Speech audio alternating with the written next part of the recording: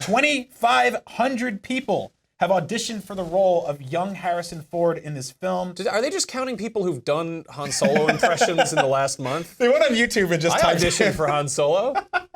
Yeah, we did like 10 Chewie, minutes. don't eat that. You're gonna get sick. The bear took a big poop in the back of the space car. Wookiees can't eat chocolate. They get real sick. It messes up their insides. So 2,500 people. I don't even know how that casting call looks. That seems like a month long, just a line.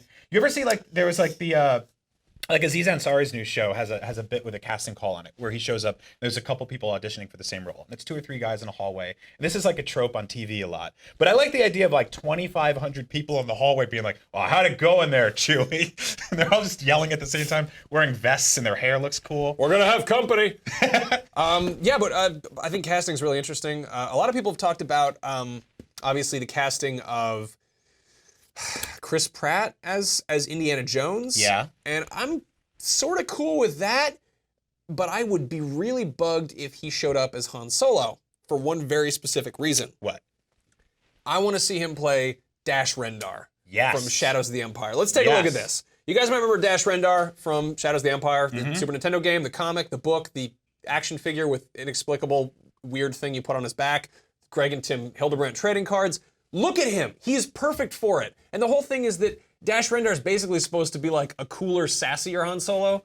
I'm totally okay with Han being cast as this new guy, and if they're going to resurrect Dash Rendar from the graveyard of the expanded universe and throw him on the big screen, I think Chris Pratt could knock it out of the park, even if it's just for like 5 minutes in whatever movie they put him in.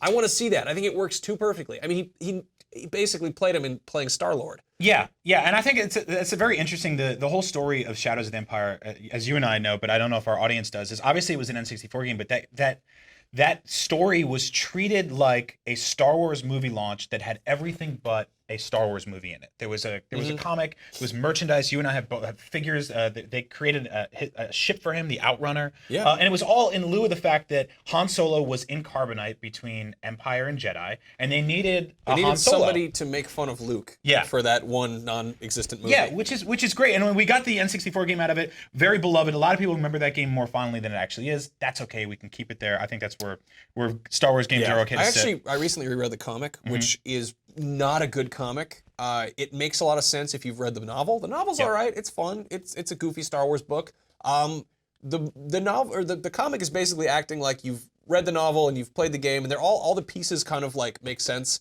when you have them together. But if you do them piecemeal, kind of out there.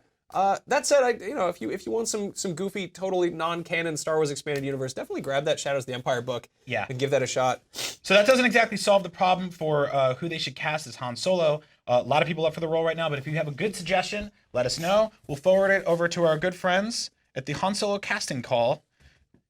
We have no idea where that is. Honestly, no clue whatsoever.